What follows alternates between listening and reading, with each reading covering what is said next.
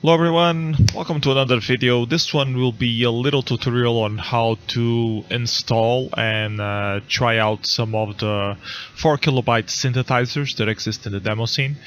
So if you don't know what the demo scene is, very shortly is a group of people that get together to show what the computer can do, and there are size limited competitions for these kind of things. So we want to do the best visuals with audio that you can possibly do in an executable that can only have 4KB, for example.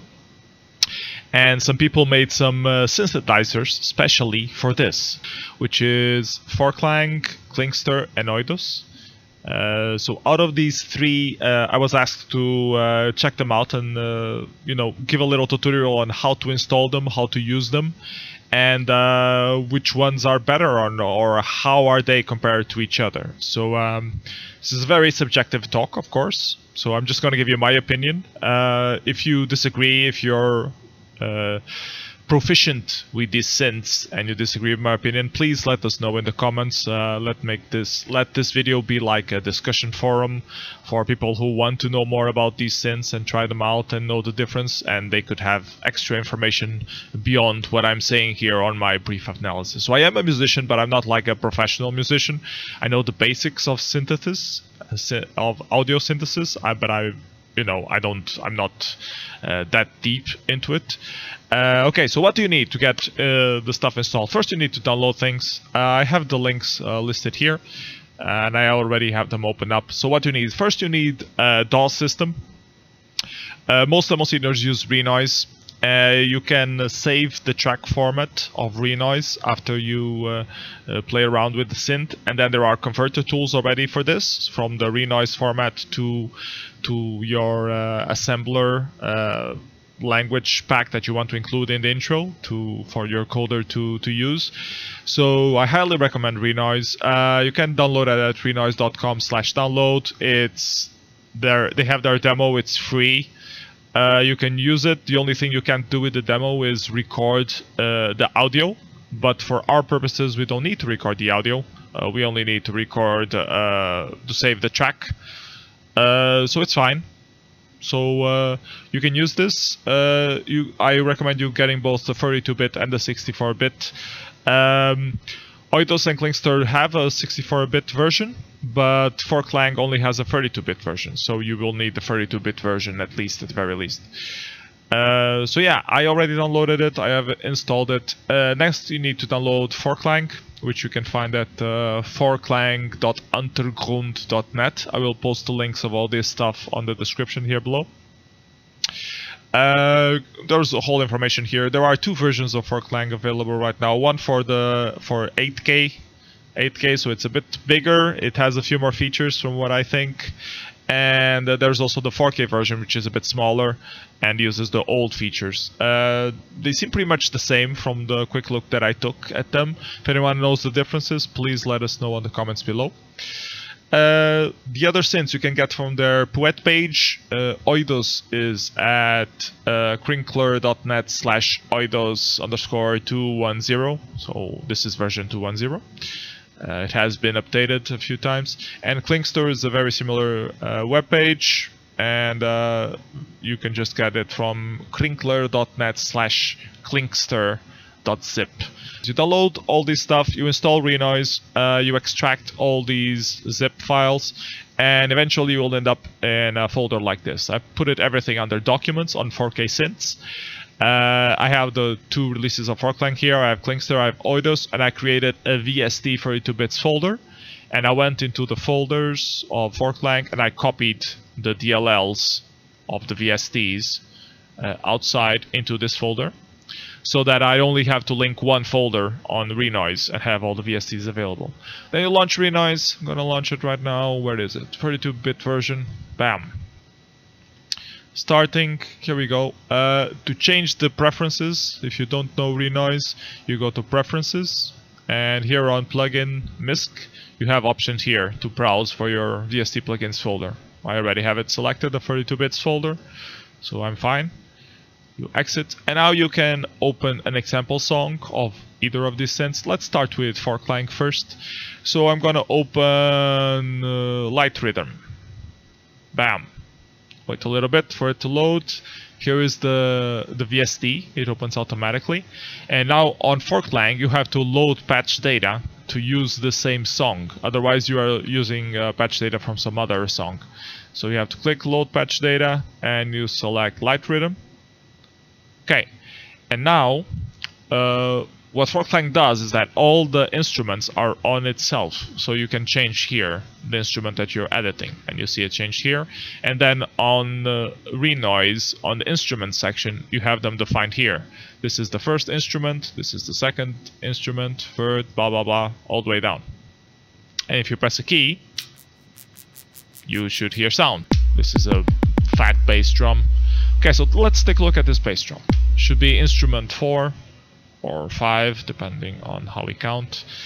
Sometimes this doesn't highlight. So if you pick 4, this doesn't look like a bass drum. It looks way too complex to be a bass drum. Strike 5. Could this be the bass drum? Usually you keep your hand here and you hit the keys and hear the sounds and then tweak them in here. So you can change all the parameters here. How 4klang works is they have a stack operator system. So this is the entire stack you have for the instrument you're currently selected. You have a basic envelope to begin, attack, decay, sustain, release. And if you don't know what an ADSR is, you're probably not a musician.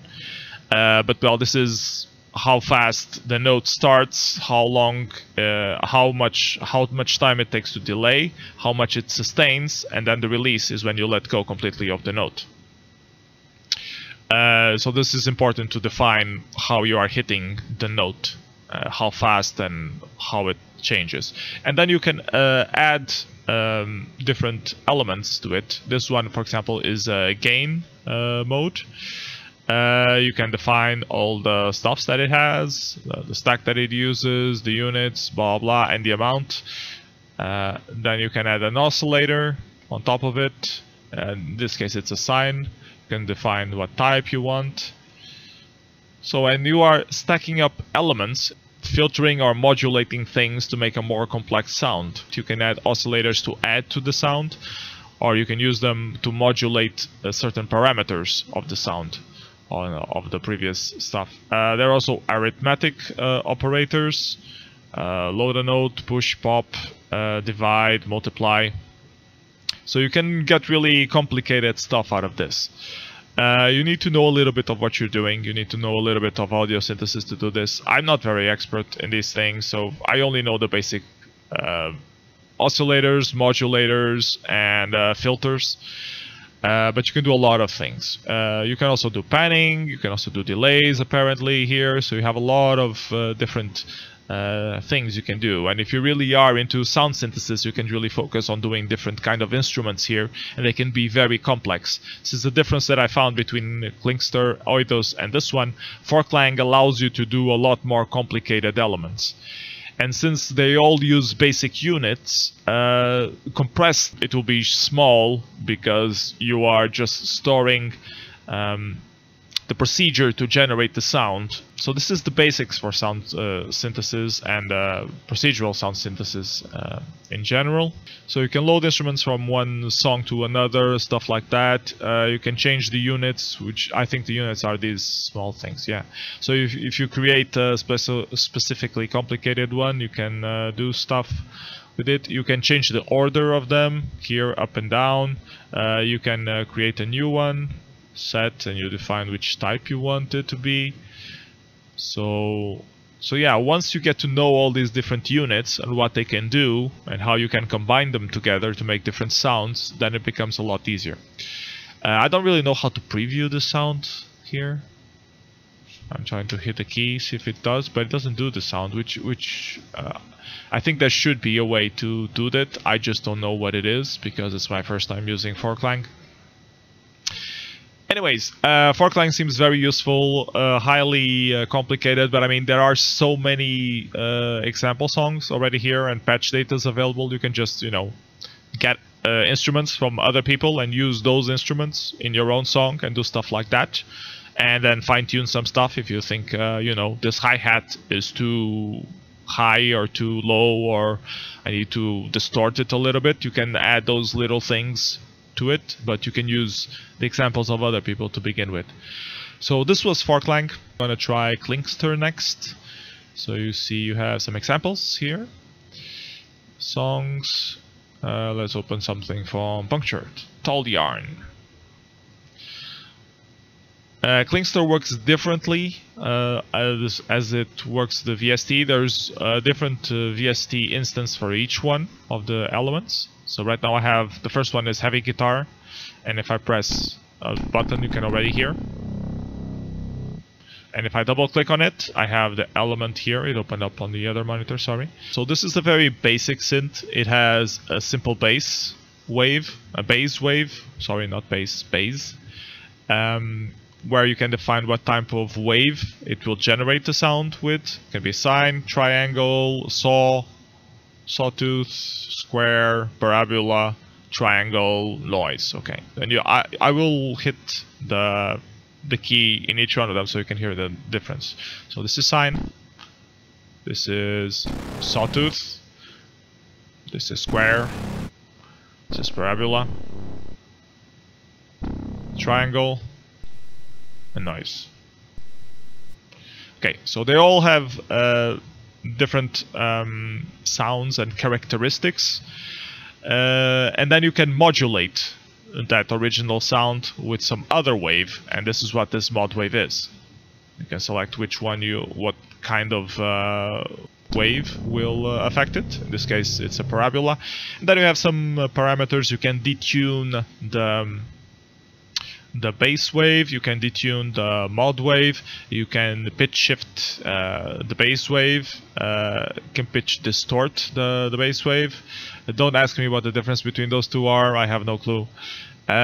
Same thing for the modulated wave. And then the index, I don't know what the index is. I guess it's where it starts playing the wave. If it's on 0 to 6, 6 might be 2 pi. Maybe. So where it begins, if it starts at 0, if it starts at 1. So you can change this index. It can affect how you start the note. That's the most important part. Afterwards it shouldn't be that important. I don't know what the index SPR is, I have no idea. Index T should probably be the decay. Yeah, it's in milliseconds, so it's probably the decay. You can hear it. Now it decayed a lot faster. So slower, faster, so it makes sense. Layers is how many layers of polyphony it has, most probably. Random seed of something, maybe the polyphony, I don't know. And then you can define the attack, decay, sustain, and release of the note. So as I was mentioning earlier on this video, you can also hit the random, and it randomizes everything a little bit. It randomizes around the current value that it has, so it like mutates a little bit the sound. You see, it's sounding different already. If you click the random a lot, you will end up very in the middle. That can be good, can be bad, I don't know. A feature that I would probably ask Blueberry to implement is like have a lock thing here. So if you could lock this value in, like I always want to use the sine wave, I could lock that and then hit random, and it only affects the other values and not the sine. That would be very easy to implement and very useful for you to mutate some sounds. So that's Clinkster, a very basic synth. It's very easy for you to generate new sounds out of it, but they're all additive sounds, and you can modulate them a little bit. I don't know if additive is the correct official name for this kind of synthesis. It's more basic than 4klang, although 4klang you can recycle some instruments from other people. Here you can recycle some instruments from other songs as well. Just go there, check out the values and copy them here. It's not as easy to copy paste, but you know, it's doable. And yeah, I like this one better working on Renoise. Maybe I don't know some shortcuts in 4klang, but this one's definitely felt easier to work with. You can preview the sound immediately, you can change it immediately, and you hear it. Different instruments have the different windows for them, so you can see them all in parallel and change everything accordingly, so it's a lot easier. And yeah. So last but not least, let's check out Oidos. So let's open a song from Oidos. The Clinkster and Oidos are a lot better organized than 4klang in terms of examples and stuff like that. Like the directories make more sense. So Oidos is very similar to Clinkster in terms of the usage in Renoise. You just double click and you have the window here. But the synthesis is completely different. I have a lot more parameters down here. And I don't really know what kind of synthesis this is. They have some seeds. I think seeds might be the wave types, or maybe they're generating harmonics. I don't know. And then they have some modes, which I also have no clue what it is. I just randomly change stuff. Let's change it a little bit. Mode didn't change very much.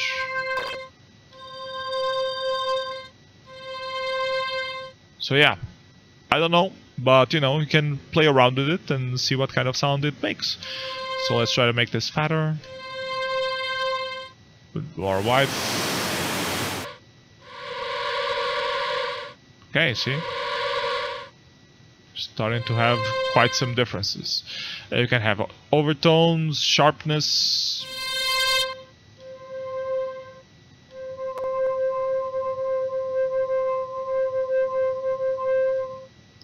Harmonicity.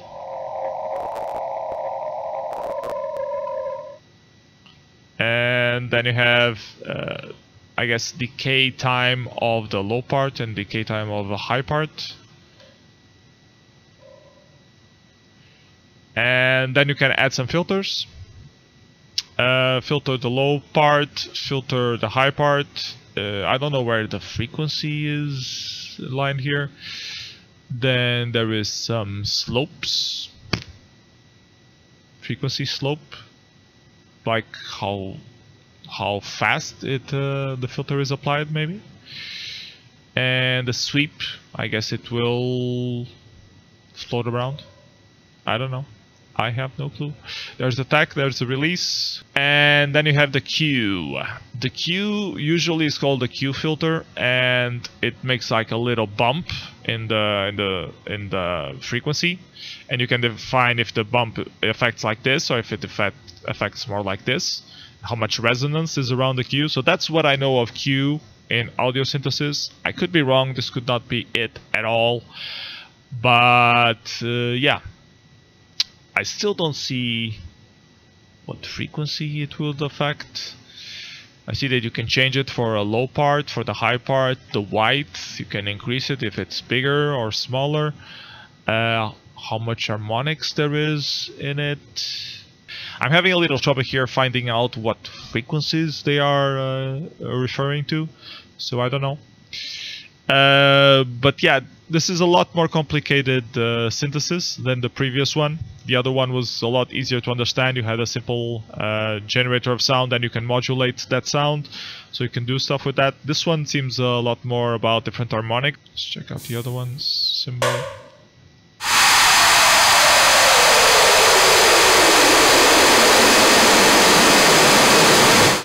Yeah, a lot more complicated stuff. Oidos has also an additional VST, which is the reverb VST. So if you want to apply reverb to a specific instrument, you can load the VST here as an effect on the channel that you're using. Is here Oidos reverb. You can, I think it's just drag it here, and it applies on top of the channel. Which can be good if you want, you know, a reverb in your instrument. And it will use the same VST on all the stuff, so it compresses well on the executable. So yeah, that was the comparison between the 3 different synths that are out there. Once you have the sounds laid out, you can do the tracks here on Renoise, the normal tracking tool. It goes vertically. You have the sounds that are being played right here on the left. You have the sequence here on the left. This is the whole pattern. You define your instruments here, and you assigned what note gets played where. In this case, there's an A1 here, playing instrument 1 with the volume 40. So yeah, you can just add more notes. I think you have to press space. Okay, so it's escape to enter and exit edit mode. Okay, so here you can change the instruments that are being played and the sequence of it, and you can do all your patterns stuff here. Save the song as whatever name you want, and then you will have a Renoise file on your hard drive. Oidos and Clinkster have these converter folders right here. You just need to run the executable, calling the argument your Renoise track, and it will generate an assembler file including all your song data, which then your coder can include into the project and just use with the source player, which is right here. So yeah, I hope this video was useful. Let me know if you have any questions, or if anything should be better explained. I know I rushed through some parts a bit too much. This is also the first time I'm messing with this synths, so I'm not that proficient in them. I'm sure there are a lot better people out there to do this kind of videos, but unfortunately no one seems to be making them, so I had to do it. So this video was made as a part of my Patreon. If you go to patreon.com/bsenough, there are some tiers there, and one tier in particular is called Pick a Topic, Any Topic, where you get to pick a topic that I will cover. And I do have a Patreon there. It's limited to one patron, so you can't have that anymore until this patron quits this specific tier. And the topic for this month of October was exactly to check out the different synths and make a video comparing them to try to understand why some musicians prefer to use some synths as opposed to others. So I hope this video was useful. Bye bye everyone, take care. Don't forget to like, subscribe, and support me on Patreon if you can.